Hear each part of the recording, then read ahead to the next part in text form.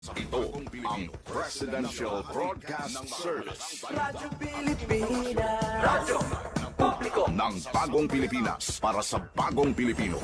Naghahatid ng mahahalagang balita at impormasyon na guugnay ng pamahalaan sa sambayanan. Tulay sa himpapawid ng serbisyo publiko. Radyo Pilipinas. Radyo Publiko. Ang boses ng Pangulo. Sa Iloilo, Radyo Pilipinas. 585 AM. Oras sa Radyo Pilipinas, alas 9:08 sa aga.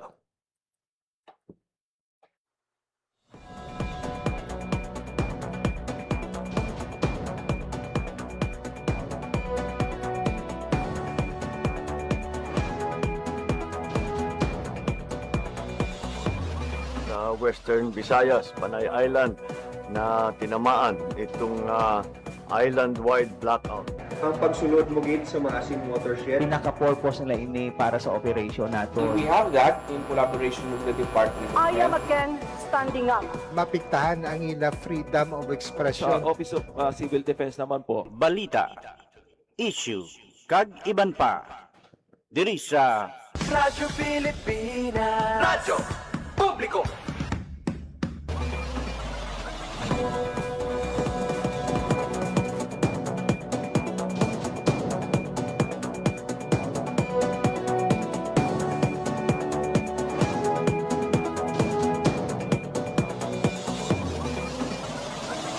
Mayong aga Pilipinas, mayong aga Western Visayas, syudad kag probinsya sang Iloilo kag kutob sa malabutan sang amon pagserbisyo. Tingkaman nga bahin sang kalibutan, naghatag kami sang katahuran. Mayong aga, good morning sa inyong nga tanan. Welcome sa isa namang kedisyon sang pagpakalagad sang programa Balita, Issue kag Iban pa. Adlaw kita karon sang Miyerkules, Hulyo 22, tuig 2026. Mga biyan, ini na ikaapat sa lima tanan ka Miyerkules karon nga bulan sang Hulyo, tuig 2026.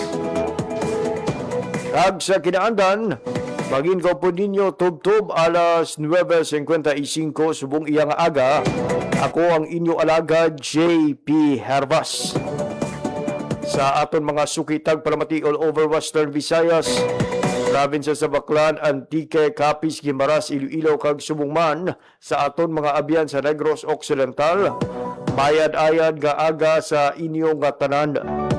Ginatambyaw taman sa isa ka med-ayad nga aga ang tanan nga mga overseas Filipino workers and Filipinos living abroad nga nagaupod sa aton nga pagpakalagad pinaagi online. Ang palatuntunan, balita, issue kag iban pa. Sarang nga mabatian live sa 585 kHz sa lisuan sang inyong mga radyo. Subong man sa aton nga official Facebook page, ang Radyo Pilipinas Iloilo. Kamusta kamo mga biyan?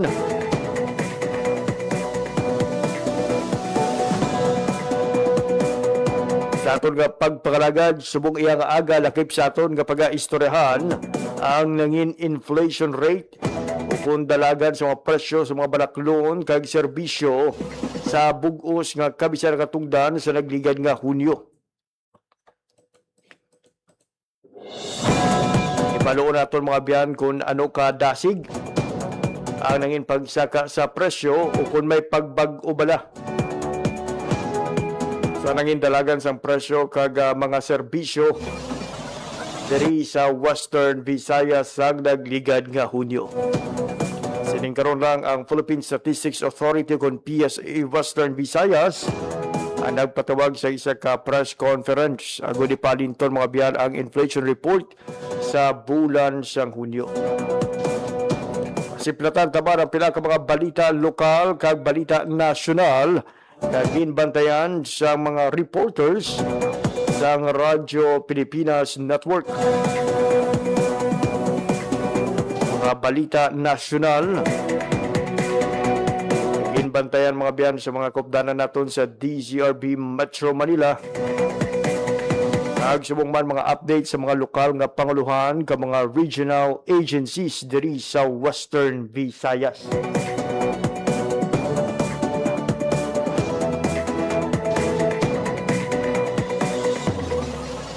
Pero antes kita magpatpat sa naton sini nga mga balita subong iya nga aga, mag-check anay kita sang latest update sa lakat sang panahon.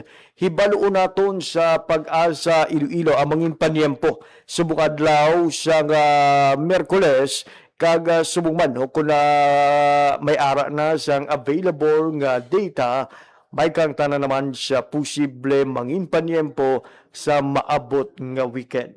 Ibalo nato nila mga biyan sa aton sining koneksyon sa digid lamang madugay. Oras sa Radyo Pilipinas alas 9:13 na sa aga. Kaupo naton subong sa piyak nga linya to give us the latest update from DOS ni Pag-asa. We have Ma'am Leonor Silvestre. Ma'am Leonor, good morning. Hi, hello, good morning. Muna ang aton latest weather update para sa karon nga adlaw sang Wednesday, July 22, 2026. As of 2 a.m. kaganang aga, ginamonitor natin nga low pressure area ay gina-estimate natin bas ma-available nga data. Ngayara siya sa may kalayuan 1,235 km east of southeastern Luzon. Ang ini nga LPA ay may high chance ini nga mag-develop into a tropical depression na bagyo within the next 24 hours. Samtang southwest monsoon ang nag-aapekto sa may Mindanao kag Palawan. And then ang trough sini nga low pressure area ay nag-aapekto man sa may eastern sections of southern Luzon kag Visayas. Diri naman sa western Visayas ay mag-experience siya kata sa magalumo na kalangatan nga may mga lapta-lapta mga pag-ulan pangalat kag panaguob tugas ang southwest monsoon. Mahina tubtub makasarangan naman ang hangin naton nga magahalin sa direksyon southwest to south nga magadalas ang makanay tubtub makasaran nga pagbalod sang aton kadagatan. Forecast temperature naton generally na sa 24 to 33 degrees Celsius. Ang adlaw nagbutla kag ginang alas 5:36 ang aga kag magatunod ni alas 6:16 karon sa hapon. Kag muna ang aton latest weather update halin diri sa may Iloilo Doppler Radar Station. Ako si Leonor Silvestre, madam agad nga, salamat. Ma'am Leonor, while we are not praying for this to happen, pero na-mention mo ma'am nga ang ining low pressure area, may posibilidad ma'am no, nga mangin isa kabagyo. Pananglit nga mangin isa ini kabagyo. Ano ang mangin masunod nga pangalan sini ma'am, kag ano ang posible dala sini diri sa Western Visayas? Well, ang ini nga LPA, sir, kung mag-develop ni into ay bagyo kag magsulod sa aton nga par, ay paghatagan natin siya sang local name nga si Bagyong Quiapo. And then, ang ini nga bagyo ay wala man ni siya ti direkta nga epekto sa aton. However, ay possible nga magpa-enhance ini sa aton nga southwest monsoon nga kung sa diin, ang amo ni nga southwest monsoon ang magadalas mga pag-ulan-ulan diri sa aton sa western Visayas. I see. Pero ang ining mga pag-ulan kada hapon ma'am, ang pagpanaguob, ini epekto iniya sang southwest monsoon. This is not a direct effect sang sining low pressure area nga posible mangin Bagyong Quiapo. Yes, sir. Ang kagapon mga pag-ulan nga na-eksperyensya natin ay tuga na sa southwest monsoon, sir. And shall we expect ma'am sa sining nga mga inadlaw mangin kasubong nga mga sitwasyon o senaryo ang aton lauman, especially sa pag-abot sa nga hapon tubtob kagabihon? Yes, sir. Expect kita sa mga pag-ulan, sir, mga lapta-lapta mga pag-ulan labi na gid sa hapon or sa gabi, sir, tuga sa ning southwest monsoon. Sa mga kauturan naton ma'am nga may mga aktibidad this coming weekend, kamusta naman ang extended weather outlook sang DOS ni Pag-asa? Well, base diri sa ating extended weather outlook, sir, mangin cloudy mga di ating situations, sir, tuga sa ning southwest monsoon. I see. Ma'am Leonor, for your time and information nga ginhatag sa Radyo Pilipinas, madamo gid nga salamat kag padayon. Welcome, sir, kag maayong aga sa inyo salawat. There you have it mga biyan, si Ma'am Leonor Silvestre sang DOST Pag-asa sa paghatag sa aton sang latest update sa lakat sang panahon. So ginabantayan karon mga biyan sang DOST Pag-asa ang ining low pressure area nga posible magsulod sa Philippine Area of Responsibility kag mangin isa ka bagyo. Kag ini ang paghatagan sang lokal nga pangalan nga Quiapo. Pero wala ini mga biyan sang direktang epekto no, sa aton sining rehiyon, pero kaangay sang Super Typhoon Inday. No, posible ini magpabaskog sang habagat Gamo naman ang nagadala sa pag-ulan o kaangay kahapon sa aton nga rehiyon. So sa aton mga kulturan, despite nga hindi pa ini bagyo o kaga wala ini siyang direkta nga epekto karon sa aton nga rehiyon, ginapanugyan sa gihapon ang tanan o nga padayon sa pag-alerto, preparar kag mangin mahinalungon. Hindi naton mabalaan mga biyan kung diin nga area ang posible bubuan sa mabaskog nga pag-ulan. Ano nga mga area ang posible bahaon samtang hindi pa naton mabalaan ang manginhulag sa sining low pressure area nga posible mangin bagyong Quiapo. Pero kung nagasunod kita from time to time sa mga updates kay napagwa sang aton sining DOS ni Pag-asa, sa Office of the Civil Defense, sa National Disaster Risk Reduction and Management Council, especially subong ati may mga text messages na nga haboy mga abyan sa tion nga may ara gani siyang posible mabaskog nga pag-ulan. O dumduman nyo siyang nagligad nga mga bagyo o sang tion siyang paglabay siyang Super Typhoon Inday. From time to time, nag-text ang NDRMC providing us the rainfall advisory. O nga posible magdangat sa orange or red alert ang mga pag-ulan nga aton nga mabatsyagan.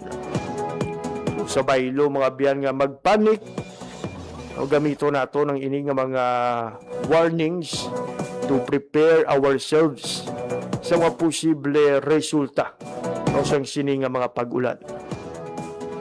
Unlike before nga hindi pa amo na kateki, kung hindi kaya makabasa sa una sa newspaper, hindi ka makatanaw sa TV, kag hindi ka makapamati sa radyo, huwag ka gidya idea kung saan o magatupa ang bagyo. Pero today, sa bulig sang teknolohiya, with all the alert status, ginapagwa sa aton sinitag sa mga ahensya sa gobyerno, somehow nagkakahatagan kita sa kahigayunan nga mas mapanghandaan ang anuman nga kalamidad. So kabay sa aton sini nga mga kauturan, sa biyak nga wala sa direkta nga epekto ang ining posible bagyong Quiapo, padayon gid kita nga mangin mahinalungon. And as I've said, padayon nga mag-monitor sa lakat sang panahon. Alas 9:21 sa aga. Sa aton nga pagpanumbalik, igapabati naton sa inyo mga biyan ang mga pahayag ni Director ni Lida Amular, ang pinuno sang PSA Western Visayas. Angot sa nangin dalagan sa presyo sa mga balaklon kag serbisyo sa bugos nga Western Visayas sa nagligad iyang bulan sang Hunyo.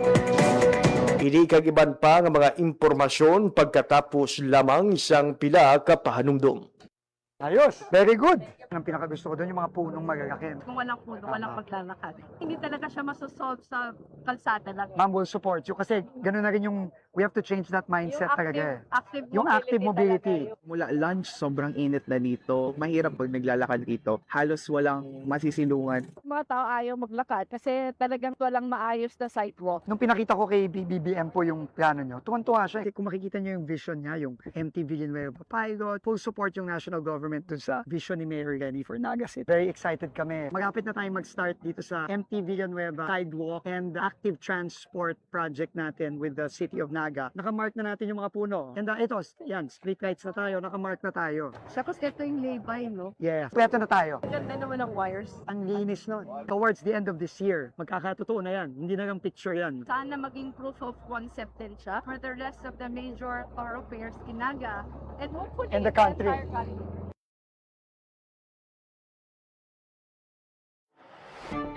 Pangako sa bayan, tungo sa bagong Pilipinas. Sona 2026. Akala ng marami, simpleng talumpati lang ang State of the Nation Address o SONA. Pero alam mo bang obligasyon nito sa ilalim ng 1987 Constitution? Nakasaad sa Article 7, Section 23 na kailangang humarap ng Pangulo sa Kongreso sa pagbubukas ng regular na sesyon upang iulat ang kalagayan ng bansa. Hindi lang ito tungkol sa mga nagagawa ng administrasyon. Dito rin inilalahad ang mga panukalang batas at mga pangunahing prioridad ng gobyerno para sa susunod na taon. Kaya bawat SONA ay mahalagang gabay sa direksyon ng pamahalaan at ng bansa. Pangako sa bayan, tungo sa bagong Pilipinas. Sona. Pangako sa bayan, tungo sa bagong Pilipinas. Sona 2026. Mahiya naman kayo. Ito ang tahasang sinabi ni Pangulong Marcos Jr. sa nagaang SONA 2025 laban sa mga sangkot sa anomalya sa flood control na harap-harapang ninanakawan ang sambayan ng Pilipino at nilulubog sa baha. Sa gitna ng galit ng publiko, unti-unti nang gumugulong ang hustisya. Mahigit 200 kaso na ang iniimbestigahan ngayon ng Ombudsman laban sa mga tiwaling opisyal ng DPWH at mga mapagsamantalang kontratista. Sa pinakahuling datos noong Marso 2026, nabawi na ng pamahalaan ang nasa 611.38 million pesos mula sa restitusyon at liquidation ng high-value assets. Hindi pa tapos ang laban. Patuloy na hahabulin ng Administrasyong Marcos ang mga dapat managot at ibabalik ang bawat sentimong linanakaw na dapat ay napapakinabangan ng publiko. Pangako sa bayan, tungo sa bagong Pilipinas. Sona 2026. Oras sa Radyo Pilipinas, alas 9:25 sa aga. Radyo Pilipinas. Radyo Publiko. Radyo Pilipinas. Mga biyan, 5 kadlaw na lang ang nabilin antis ang mangin SONA ni Presidente Ferdinand R. Marcos Jr. o ni PBBM mga biyan nga natala na hiwaton sa mabot nga Lunes, Hulyo 27, tuig 2026. Kabay nga pamatian sang tanan ang mangin State of the Nation Address o SONA ni PBBM. E dari mga biyan iga plastar sa ngaton nga presidente ang iya sini mangin plano sa masunod nga mga tinuig sang iya sining pagpangalagad bilang pinuno sa ngaton nga pungsod. Other than that, diri man mabatian ang pila sa mga accomplishment o kung mga nalabot na sang administrasyon ni Presidente Ferdinand R. Marcos Jr.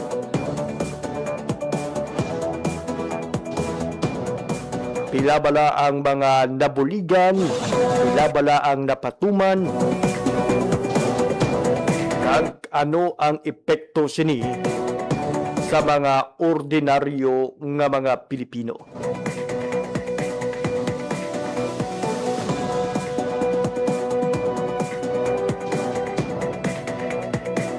Samtang as mentioned earlier, igapamati naton subong sa aton nga pagpangalagad ang nangin report sa Philippine Statistics Authority o kon PSA Western Visayas. May kang tanan mga biyan sa nangindalagan sang presyo sang mga nagapanguna nga mga produkto kag serbisyo sa Western Visayas sang tinalikdan nga bulan sang Hunyo.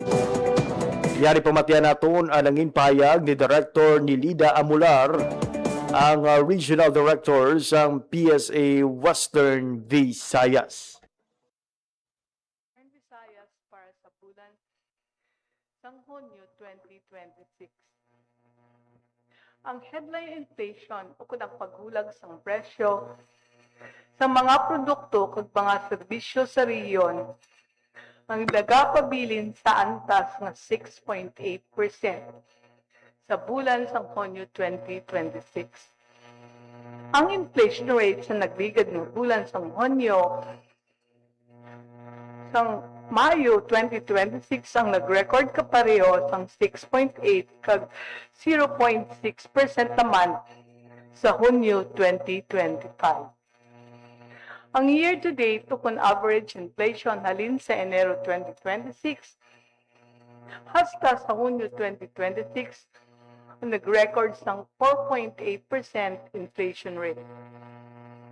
Sa kabilugan ng inflation rate sa Western Visayas, ang 6.8% sa Hunyo 2026, ang nagapanguna nga kontributor amo ang Food and Non-Alcoholic Beverages Commodity Group nga may 5.6% inflation rate kag may 36.3% share. Ang top contributor sa inflation sa Food and Non-Alcoholic Beverages Commodity Group amo ang subgroup sang cereals and cereal products na may 14.5% inflation rate, fish and other seafoods nga may inflation rate nga 4.4%, kag ang vegetables, tubers, plantains, and cooking bananas and pulses nga may 8.1% inflation rate. Ikadua nga top contributor amo ang Transport Commodity Group na may 16.2% inflation rate kag 21.6% share sa June 2026 overall inflation.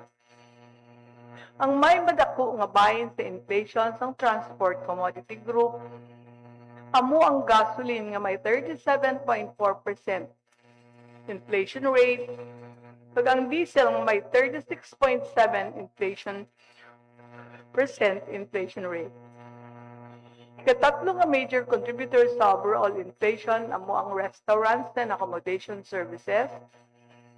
Commodity Group ka may 16.6% inflation rate kag may 12.5% share sa overall inflation.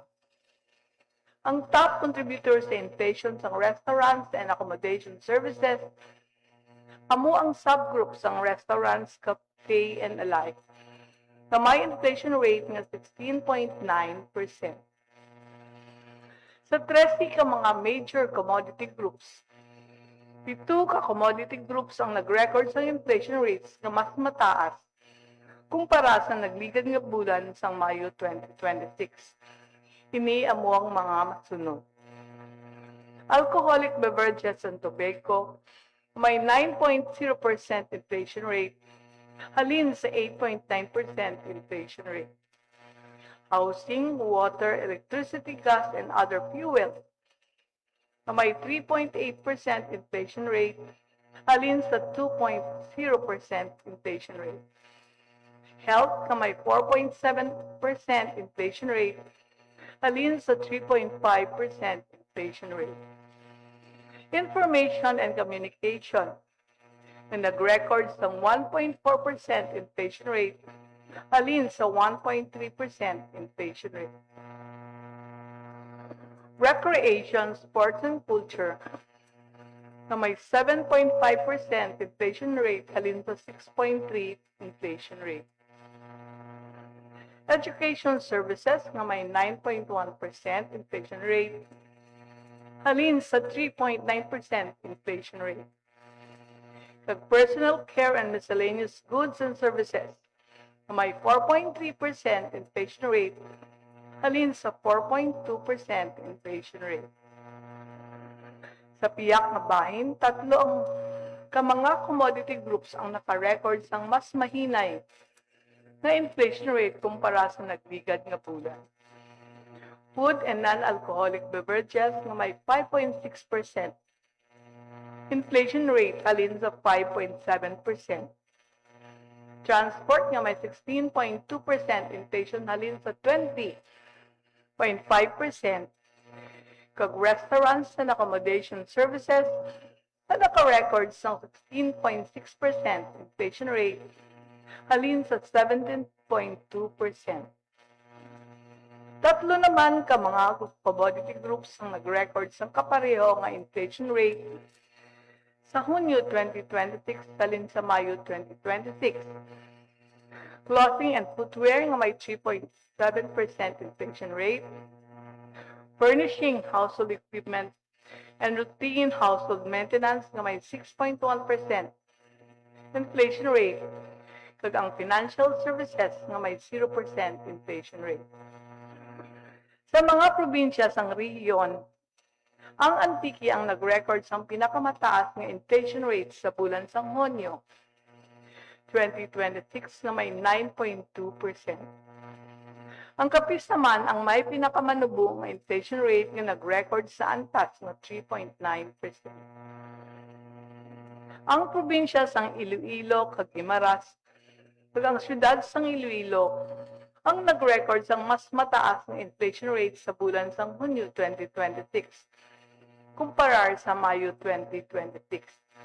Ini nag-record sa mga masunod.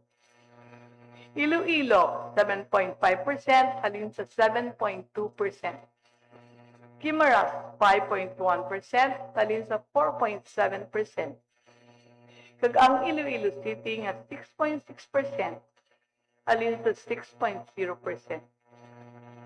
Sa biyak na bahin, nag-record sang inflation rate na mas manubo kumpara sang nagbigad nga bulan. Ang probinsya sang Capiz, 3.9% halin sa 4.3%. Aklan, 7.3% halin sa 8.0%. Kag ang Antique na 9.2% halin sa 9.3%. Sa Hunyo 2020, Sa nangina payag ni Director ni Lida Amular sa PSA Western Visayas, may kang tanan sa nangin inflation rate sa bulan sa Hunyo sa nagligad iyang semana nagpatawag sa press conference ang PSA angot diri kag ginpahayag ni Director ni Lida Amular nga nagpabilin sa 6.8% ang headline inflation rate sa atong sining rehiyon from the same inflation sa nagligad iyang Mayo. Pero talo pang doon nga tumang gid ini ka layo kung kumpara sa 0.6% nga na record sa Hunyo 2025. Aglakip sa mga ginatanaw mga biyan nga contributor sa sining mataas nga inflation, siyempre ara dira ang epekto sa gihapon sa pagtaas sa presyo sa gasolina. Kaglakip naman sa maging tumod nga top commodity na may matag-as nga share sa headline inflation, food and non-alcoholic beverages with 36.3%, transport with 21.6%, kag restaurants and accommodation services with 12.5% share. Dangat naman sa 0.74 pesos ang purchasing power sang peso sang nagligad iyang bulan sang Hunyo. Silingon, ang piso sa adtong 2018 ang equivalent na lang mga abyan sa nagligad nga Hunyo 2026 yara sa 74 sentimos. Alas 9:36 sa aga. Mabiyang ginapangurahan karon ni President Ferdinand R. Marcos Jr. ang bawat bayan makikinabang kag Bangsamoro Government Convergence Program. Sa Philippine Army Headquarters sa Dato Udin Semsuat, Maguindanao del Norte. Presidente ng Pangunang mga biyan sa ceremonial turnover kag sa pagparagtag siyang assistant sa Bangsamoro Ministries, Offices, and Agencies, as well as the ceremonial turnover sa Socio-Civic Projects Fund para sa Cotabato City Government kag sa Provincial Government sa Bangsamoro Autonomous Region and Muslim Mindanao o kun ang BARM, which also underscores the administration's commitment sa pagpabakod mga biyan sang kolaborasyon sa Bangsamoro Government kag sa pagpalapit sa mga nagpangunang nga serbisyo sa gobyerno palapit sa mga komunidad sang Bangsamoro.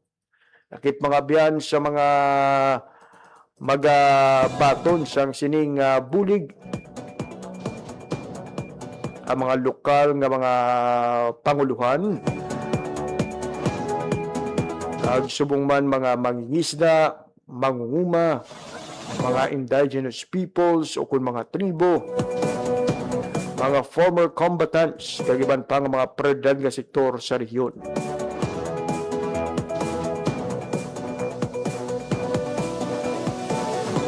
So we look forward mga biyan that these interventions sa aton sining gobyerno under the Bawat Bayang Makikinabang program will further improve the status sa mga kabuhi kag kalabuyan sang madamo nga mga Pilipino sa Luzon, Visayas kag Mindanao.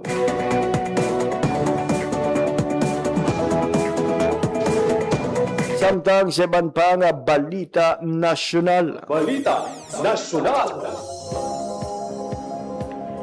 Ginpalabot ni Foreign Affairs Secretary Maria Teresa Lazaro nga lakip sa mga natalakay sa giniwat nga retreat session sang ASEAN Foreign Ministers Meeting kahapon nga adlaw ang insidente sa Ayungin Shoal nga pag-atake sa China Coast Guard kag mga katapos sa Philippine Navy.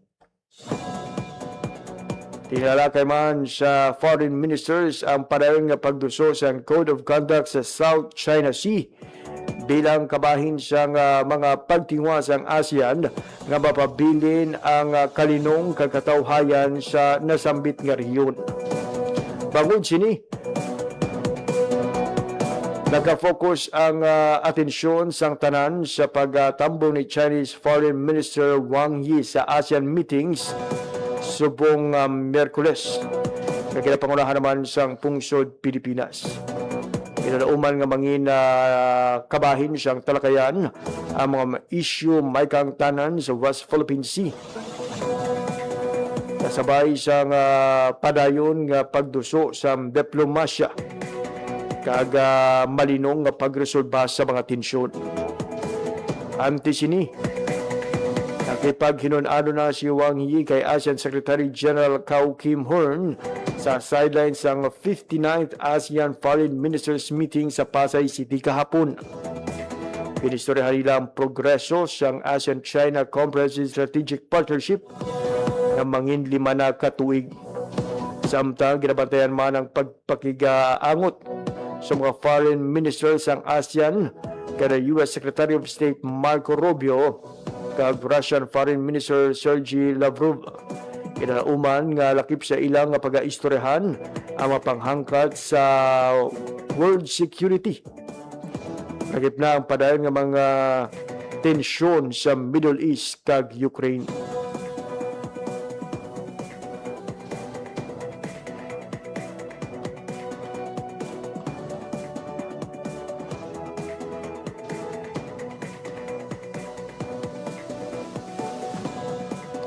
Oras sa Radyo Pilipinas, alas 9:40 sa aga.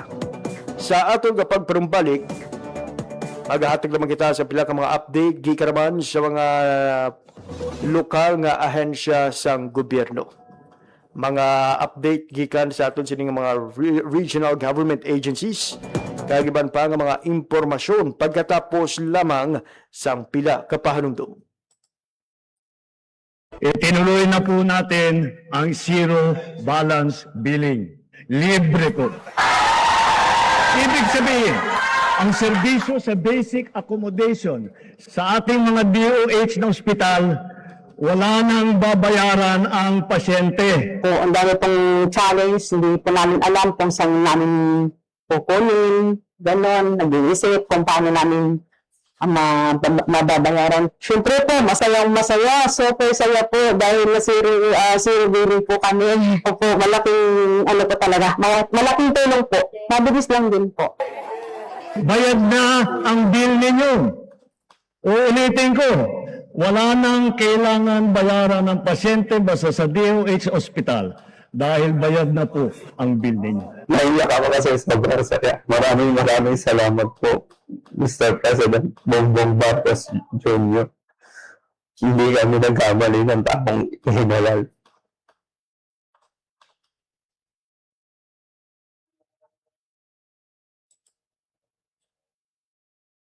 Mabilisang trivia, dagdag talino.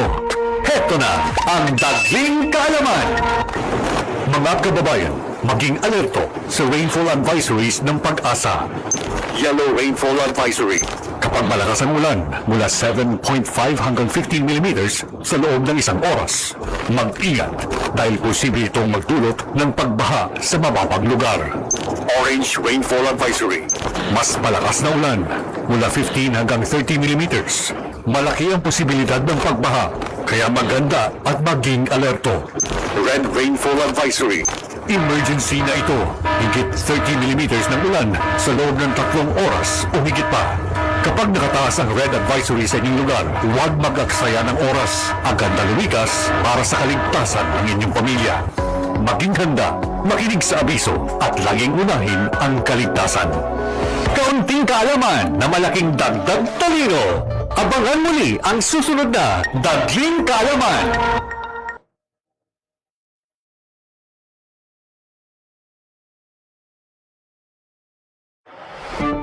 Pangako sa Bayan, tungo sa bagong Pilipinas. SONA 2026. Alam mo ba, ang State of the Nation Address o SONA ay paunang ulat ng Pangulo sa kalagayan ng bansa at mga prioridad ng pamahalaan. Ginaganap ito tuwing ika-4 na Lunes ng Hulyo sa Batasang Pambansa kung saan magkasamang dumadalo ang mga mambabatas at iba pang mataas na opisyal ng gobyerno. Ayon sa konstitusyon, layunin ng SONA na ipaalam sa Kongreso at sa taong bayan ang estado ng bansa at mga hakbang na iminumungkahi ng Pangulo para sa susunod na mga taon. Ngayong 2026, inaasahan gaganapin ang ika-88 na SONA sa kasaysayan at ika-5 SONA ni Pangulong Ferdinand Marcos Jr. sa July 27. Kabayan, ano ang inyong nais marinig sa ating ulat bayan? Pangako sa Bayan, tungo sa bagong Pilipinas. SONA 2026.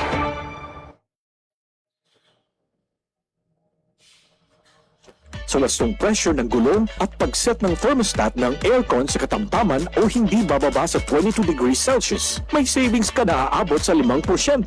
This is a public service announcement from the Department of Energy and this station. Game, 1, 2, and... Paatuhon, balikan ulo, kita kwetan, may wangat sus. Huwag mong titigan ang hindi sa'yo at maging disenteng tao. Pare, ang catcalling ay isang uri ng sexual harassment. Di biro ang sexual harassment at di nakakamacho ang pang-aabuso. Isang paalala mula sa Philippine Commission on Women at ng Oras sa Radyo Pilipinas, alas 9:45 sa aga, kagkaroon si Ivan Panaton ng mga balita. Pilipinas. Radyo Publiko. Radyo Pilipinas. Mabiyan pa tayo nagpapabaskog sa Department of Trade and Industry kung di tayo iilo sa bulig sa Negosyo Center Carles, ang negosyo sa A3MP Crab Meat Picking Services sa Barangay Punta Carles. Ang nasabit nga negosyo mabiyan nagsugod siyang 2020 pilali sa pagbiniligay sa isa ka pamilya amat-amat nga nagsangkad kagkaroon may 45 ka regular workers na. Ako mapasanig pa ang ila pagnegosyo ang Negosyo Center Carles na bulig sa ila business name registration kag pag-apply sa loan sa SB Corporation. Kadungan naman sa ila pagsugod sa pag-obra sa Aligipes kag Crab Lumpia. Ang ahensya magatudlo man tuhoy sa product development kag product labeling. Sining karon lang luwat nga bisita sa Negosyo Center Carles ang mga crab meat picker agud maistoryahan ang mapanghangkat kag oportunidad sa ila pagnegosyo. Samtang hiwaton sa syudad sang Iloilo sa maabot nga Agosto 7, 2026 ang Western Visayas Business Conference and Expo o kung WV BizConnects on Wheels nga katuyuan mabiyan nga dalon direkta sa mga palapit sa mga negosyante. Ang direkta nga suporta, polisiya, ang mga strategiya may kangtaran sa inobasyon halin sa mga nanuhay-tuhay nga ahensya sa gobyerno, kagiban pa nga mga stakeholders, kadungan sa pagsaulog mga abyan.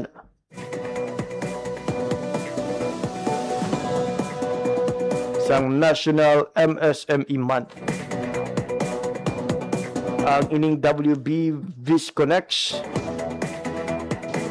pinahiwat mga abyan sang DTI Region 6 katuwang ang Regional Development Council pinaagi sa Economic Development Committee kag committed mga abyan para papag-unon ang mga MSME particularly sa ila sining resilience, competitiveness kag inclusive growth.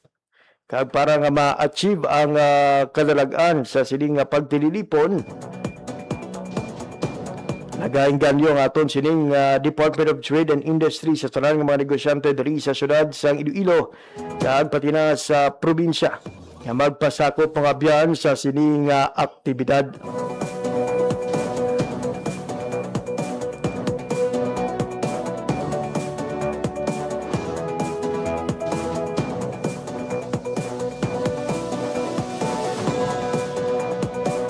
So again mga abyan, this will take place on August 7, 2026. Sa mga MSMEs naton nga luyag pa nga mahibaluan ang iban pa nga mga programa kag mga serbisyo sa aton sining gobyerno, ang mga pagtingwa sang tagsa ka mga lokal nga panguluhan kag subong man mga oportunidad nga tanyag sa aton sining nga mga private partners. Now, this is your chance to know more about their services and programs. Ang probinsya sa Antique nakahiwat na sa nagligan nga simana, and Aklan is expected to hold their WV Visconex on Wheels subong naman nga simana. And we look forward through this initiative sa aton sining DTI, mas madamo pagid nga mga negosyante ang magmadinalag-on sa malapit nga palaabuton. Alas 9:50 sa aga. Standby mga abyan sa posible mangin mensahe ni Presidente Ferdinand R. Marcos Jr. as he leads the Bawat Bayan Makikirabang kag Bangsamoro Government Convergence Program sa Philippine Army Headquarters sa Dato Udin, Sensuat, Maguindanao del Norte. Pwede pakita na natin sa screen ang ongoing aktibidad dito sa Maguindanao del Norte, and we are expecting mga biyan sige lamang madugay ang posible pagpalabot sa pahayag ni President Ferdinand R. Marcos Jr. So yung mga biyan sa screen nato makitaan ang pagbaton sa mga cheque sa mga nanuhay-tuhay nga mga benepisyaryo sa sining programa sa aton nga presidente. Nilagapakita sa padayon nga pagpabaskog sa aton nga administrasyon sa kolaborasyon sa Bangsamoro government kag sa pagdala sa mga importante nga mga programa kag serbisyo palapit sa mga komunidad sa Bangsamoro. Alas 9:51 sa aga, gustoon taman nga magpalawig pa maghatag sang dugang nga impormasyon. Wala kita sang oras nga nabilin sa aton sining nga pagpangalagad. Diri na ginamang kutob aton nga edisyon sa mga adlaw sang Miyerkules, Hulyo 22, tuig 2026. Sa nga ginamang sang akon mga katuwang teknikal, Mr. Vermore Aventura. Sa aton nga studio kag Jean Magallanes sa transmitter. Ako naman ang inyong nangin alaga, JP Hervas. Madamo nga salamat sa inyong nga pagpamati. Maayong aga, Pilipinas. Balita, issue, kag iban pa. Diri sa Radyo Pilipinas. Radyo Publiko. Radyo Pilipinas.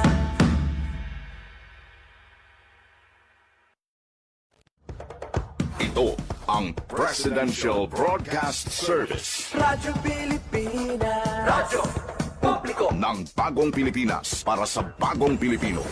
naghahatid ng mahahalagang balita at impormasyon na guugnay ng pamahalaan sa sambayanan. Tulay sa himpapawid ng serbisyo publiko. Radyo Pilipinas. Radyo Publiko. Ang boses ng Pangulo. Sa Iloilo, Radyo Pilipinas. 585 AM.